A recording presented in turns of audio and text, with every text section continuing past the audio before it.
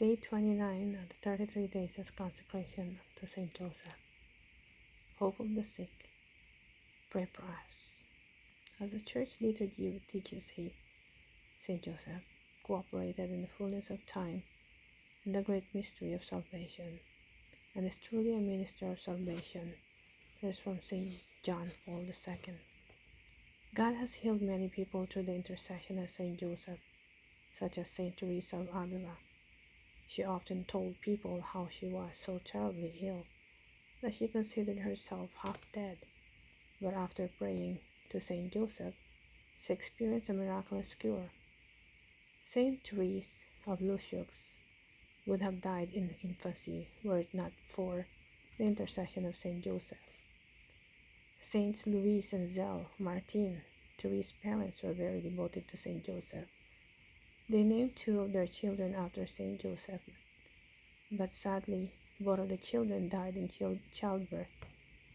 When Zélie was again pregnant, she believed the child in her womb was a boy, and she planned to name the child Joseph. After childbirth, however, the baby was discovered to be a girl, and it was decided that her name would be Therese. Shortly after Therese was born, she became deathly ill. No one knew the cause of the illness. Her mother, having already experienced the death of several other children, was greatly saddened but resigned to God's holy will. Fearing that little Therese was going to die, Zélie knelt before a statue of Saint Joseph in her bedroom and asked the saint to heal her daughter. Miraculously, Therese was healed. Therese's mother wrote down an account of what had happened to her little Therese. She wrote, "I went out to my room. Little Therese was on the first floor with a wet nurse. I knelt at the feet of Saint Joseph and I asked him for the grace of healing for the little one. While resigning myself to God's will, I do not often cry, but I was crying as I prayed. I didn't know if I should go downstairs. In the end, I decided to go down, and what did I see? The baby was nursing vigorously. She did not let go until 1 p.m.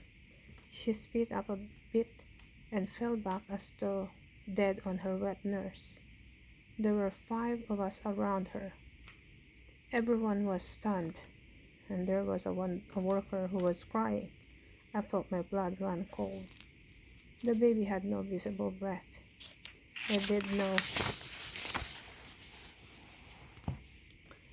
no good for us to learn over to try and discover a sign of life because we could see nothing. But she was calm, so peaceful, that I thank God for having her die so gently. Then a quarter of an hour went by, and my little Therese opened her eyes and started to smile. Saint Joseph offers hope in times of sickness. If you or someone you know is sick, go to Saint Joseph. Jesus wants to go to your spiritual father and ask him for help and healing. It's up to God whether or not a physical healing will be given, but it doesn't hurt to ask, as Saint Zélie did for her little Therese. If you or a loved one, receive a healing, don't forget that you are still going to suffer in life. Saint Therese was healed as an infant, but he suffered many other ailments in life, and eventually succumbed to death. Even Lazarus, whom Jesus raised from the dead, died again. Thus, whether you experience a physical healing or not, Saint Joseph always offers hope for an illness-free life in heaven. Saint Joseph will help you be abandoned to divine providence. Like Saint Joseph, let us live each day according to the dispositions of providence, doing whatever God suggests. That is from Saint Joseph Morello. Read Votive Masses, page 203.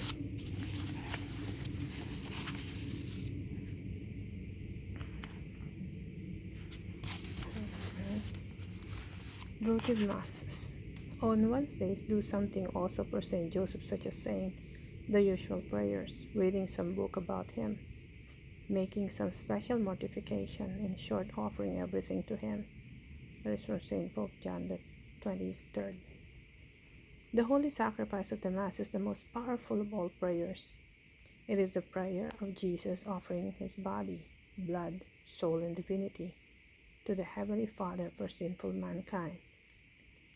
A long-standing tradition in the Church has designated each day of the week with a particular theme to be recognized at the holy sacrifice of the Mass. Sunday, Resurrection of Jesus. Monday, Souls in Purgatory. Tuesday, Holy Angels. Wednesday, Saint Joseph. Thursday, Eucharist. Friday, Passion of Jesus. Saturday, Our Lady. Why is Wednesday set aside for Saint Joseph? Well, Wednesday is the halfway point between Sunday, the day of the Lord, and Saturday, the day set aside to honor Mary. Blessed Anna Maria Taigi was so devoted to Saint Joseph that she attended Mass every Wednesday in his honor and fasted on bread and water the entire day. Have you ever attended Mass on a Wednesday in honor of Saint Joseph? It's a great way to give special honor to Saint Joseph at the midpoint of the week. In days of old, all priests celebrated a votive Mass in honor of Saint Joseph on Wednesdays, so long as they were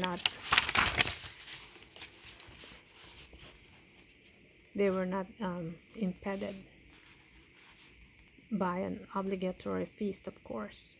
Today, many priests no longer continue this tradition, not out of ill will, but because they are not aware such a tradition ever existed.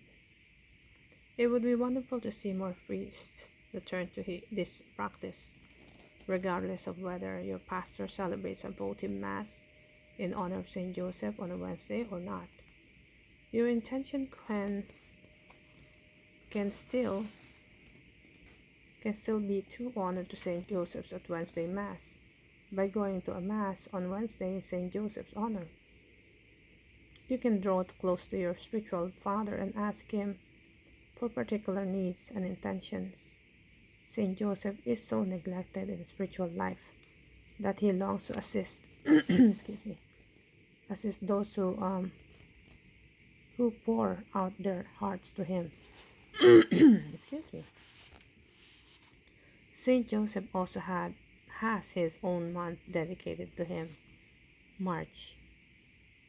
The Virgin Mary is honored in a special way during the month of May because she is our spiritual mother, and May is the month of flowers. Saint Joseph is honored in a special way during the month of March because he is our spiritual father, and the greatest feast day of Saint Joseph is celebrated on March 19, the Solemnity of Saint Joseph. Do you honor Saint Joseph in a particular way during the month of March? You should. It doesn't have to be anything extravagant or costly. Simply placing flowers near a statue of Saint Joseph in your home or at your parish will suffice.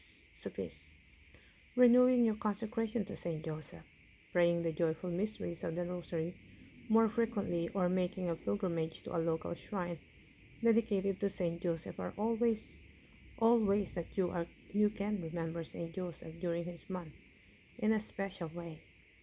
Sicilians have a wonderful tradition called Saint Joseph's Altar. Centuries ago, a severe drought occurred on Sicily, and the inhabitants prayed to Saint Joseph for help. To everyone's surprise, it rained, and crops began to grow again. In commemoration of the event, Sicilians annually decorate all altars dedicated to Saint Joseph with flowers, candles, food, and bread as a way of remembering how Saint Joseph helped them. Often the food that is collected for Saint Joseph's altar is given to the poor. The Sicilian tradition has found its way into cultures around the world and is always celebrated on March 19. And I will continue this on the next video. I'll see you on the next video.